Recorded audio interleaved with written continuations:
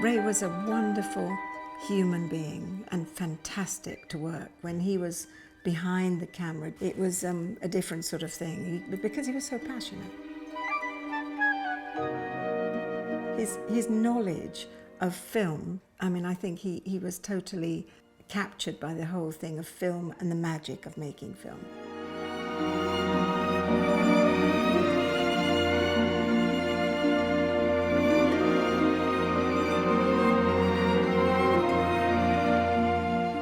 I feel he was very, very giving with his time, and also I think especially with the foundation, I think one of the ethos is to help young filmmakers, and I think that's really important as his legacy is to get across that. I contacted Ray Harryhausen because I was making a documentary, and I thought this would make a terrific subject because I knew he had the creatures in his house, but how to get hold of him? Why he didn't know that his name was in the telephone directory, I do not know. But he was the only Harryhausen, and sure enough, yes, people did call. So when he answered the phone himself, I was quite taken aback. When he invited me to the house, I was surprised. And he spent lots of time with me, and he didn't need to. And it really grew from there. You know, it was extraordinary. He always had time. I think because he had that encouragement, which was so important. He just wanted them to have that passion and love. So he took the time. For me, it was a career launch pad.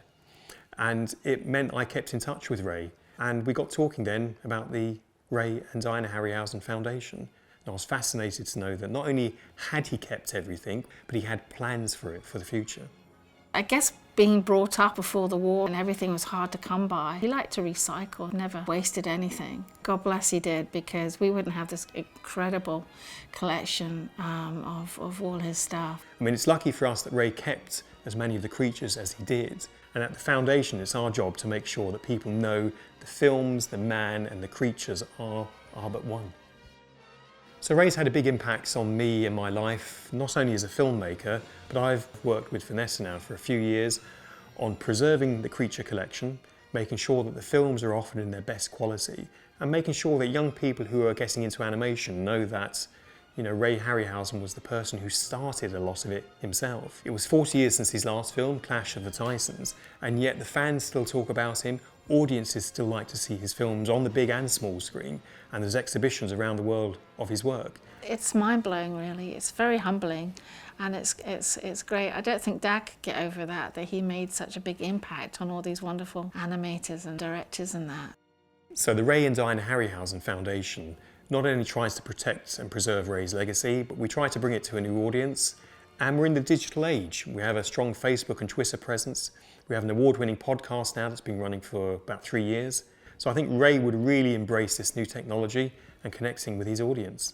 It's a real tribute that people are still enthused by his work today.